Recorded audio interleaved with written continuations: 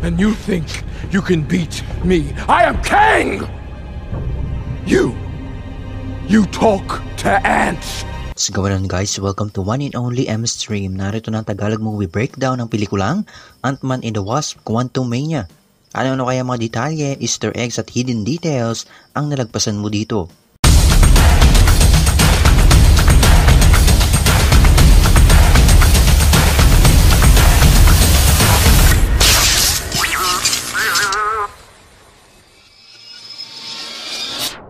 Before we begin, you can comment down below to join in my custom shoutout.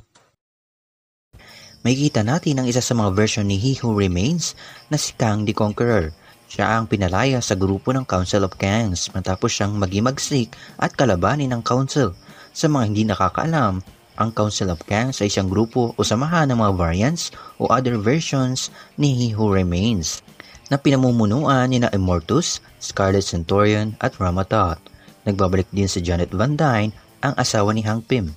Tandaan natin na ang lugar na ito ay tinatawag na Quantum Realm at matatandaan nyo noong 1987, sinakripisyo niya ang kanyang sarili upang mapigilan ang pagsabog ng bomba at siya ay utay-utay na lumiit hanggang sa mapunta siya sa Quantum Realm. At sa pelikulang Ant-Man and the Wasp, siya ay iniligtas ni Hank Pym. Sa opening intro, nakita natin si Jimmy Woo at sinabi ng matanda na ito na Thank you, Spider-Man!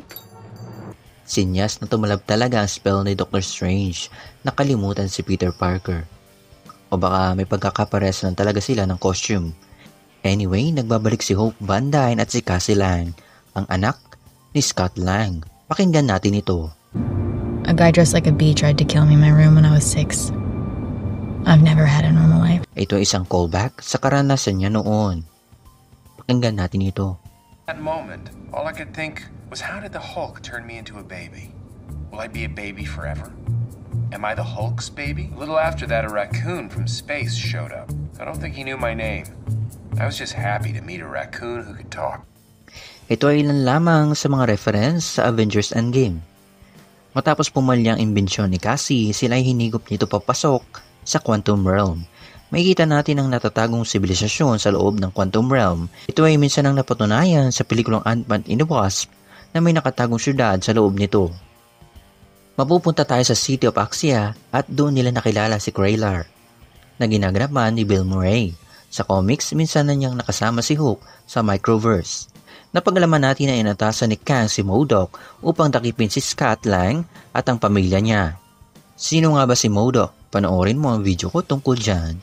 Ibinulugan ni Janet na matagal na niyang kilala si Kang at sila ay nagkakilalahan matapos nilang iligtas ang isa't isa. Tinulungan ni Janet si Kang na ayusin ang multiversal core engine ng sinasakyan ni Kang upang makaalis. Matapos maramdaman ni Janet ang nakaraan ni Kang, kanyang nakita ang mga sinira at nawasak na mundo dahil kay Kang. Kaya sinira ni Janet ang core at tumakas. Samantala, tinanong ni Kang si Scott, Have I killed you before? What? Nagpapatunay na dati nang nakapatay si Kang ng ilang Avengers sa ibang timeline, gaya ni Thor or Captain America.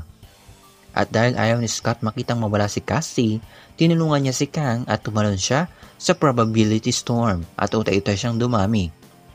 Nakikita niya dito ang iba't ibang version o variants ng sarili niya. Sa pag-atake nila, makikita nating nag-spaghettification ang isa sa kanila, gaya ng nangyari kay Victor Timely. Nagtulungan ang lahat ng Scott Lang at nagpatong-patong sila na parang isang grupo ng langgam. Endless incursions. Ang incursion ay minsan na nating nadinig sa Doctor Strange in the Multiverse of Madness. An incursion occurs when the boundary between two universes erodes, destroying one or both entirely. Isa itong pangyayari kung saan ang magkaibang mundo o timeline ay tuluyan ng nagkabungguan.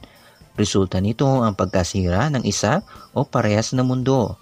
Sa gitna ng laban, dumating ang ilan sa mga naglalakihang langgam na alaga nila.